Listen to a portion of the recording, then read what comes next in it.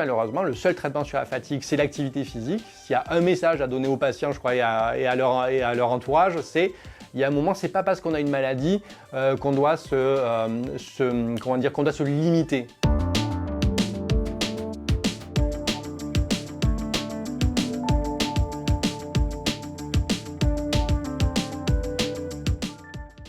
La sclérose en plaques, c'est une maladie auto-immune, donc une inflammation en fait, qui va toucher plus spécifiquement la gaine de myéline et dans un second temps peut-être aboutir à des dommages des neurones à proprement parler. Et donc la gaine de myéline en fait, c'est comme un fil électrique, c'est la gaine qui entoure et qui protège ce fil électrique. Et en fait, du fait de l'inflammation, des attaques répétées, elle s'abîme et ensuite il y a les neurones qui s'abîment et qui provoquent ensuite du handicap. La maladie, en général, elle débute entre 25 et 35 ans, avec des extrêmes. Il y a des formes pédiatriques et des formes chez la personne très âgée, en fait. Et le diagnostic, il a été grandement simplifié par l'avènement de l'IRM. Et aujourd'hui, sur une première poussée, là où on mettait 3 à 5 ans il y a quelques années pour faire un diagnostic, aujourd'hui, dès la première poussée, avec une IRM et éventuellement aidé par la ponction lombaire, on fait le diagnostic de la sclérose en plaques et ça peut déboucher sur les traitements. Ça arrive souvent qu'on ait des questions avec des gens qui disent « j'ai les symptômes de la sclérose en plaques ». Mais en fait, les symptômes de la sclérose en plaques, ils sont totalement aspécifiques. C'est-à-dire, la sclérose en plaques, c'est une maladie du système nerveux central qui touche le nerf optique, le cerveau et la moelle épinière en fait.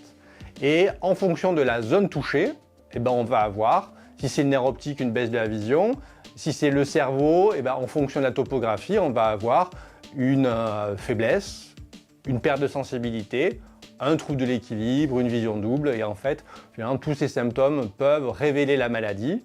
En sachant que chez certains patients aussi, il y a des problèmes comme une fatigue chronique, des troubles du raisonnement. Ce qui est assez intéressant, c'est qu'en fait, on a cette phase rémitante avec les poussées qui correspond surtout à une inflammation périphérique, sanguine, lymphocytaire, etc. Et les traitements marchent très bien là-dessus.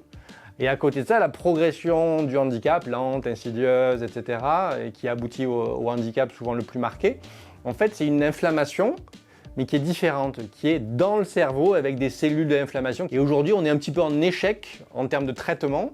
Et c'est pour ça qu'aujourd'hui, il y a énormément d'innovations en termes de recherche thérapeutique sur les formes progressives. Les formes rémitantes, aujourd'hui, j'ai envie de dire, on a entre guillemets gagné la bataille.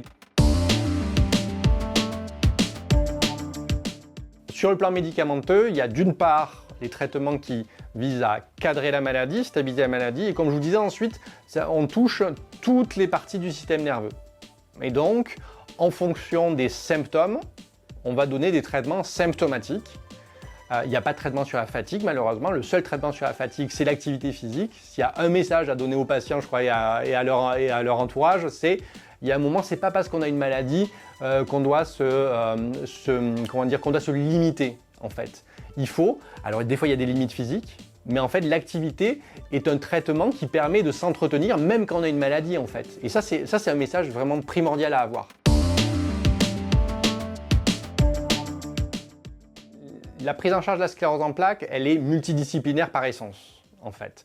On travaille en lien avec les médecins de médecine physique et réadaptation, avec les neurourologues, avec les neuro-ophtalmologistes, avec toutes les spécialités paramédicales aussi, qui sont vraiment essentielles à l'accompagnement des patients. En fait, comme toutes les maladies auto-immunes, finalement, il y a deux pendants essentiels. Petit 1, l'environnement, et petit 2, la génétique. L'environnement dans la sclérose en plaques, c'est 80%, la génétique, c'est à peu près 20%. Sous-entendu, ce n'est pas une maladie génétique.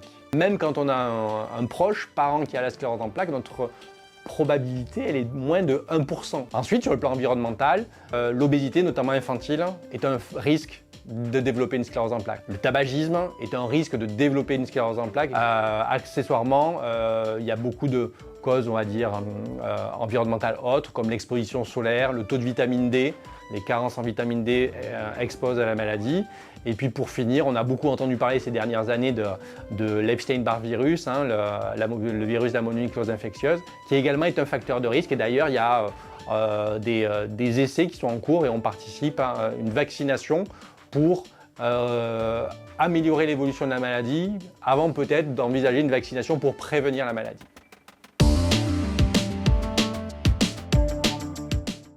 Et donc aujourd'hui, effectivement, il y a toute une recherche avancée et poussée sur les thérapies innovantes, dont les CAR T-cells. Ça, c'est un aspect de la recherche thérapeutique. Et l'autre aspect qu'on développe dans l'équipe, en lien avec les équipes d'imagerie, avec les équipes de biologie, laboratoire de protéomique et en lien avec l'IHU, c'est une meilleure caractérisation de la maladie, sur le plan immunologique, vraiment précisément pour comprendre pourquoi certains patients vont avoir une progression et d'autres pas, pourquoi certains vont avoir une forme sévère et d'autres une forme bénigne.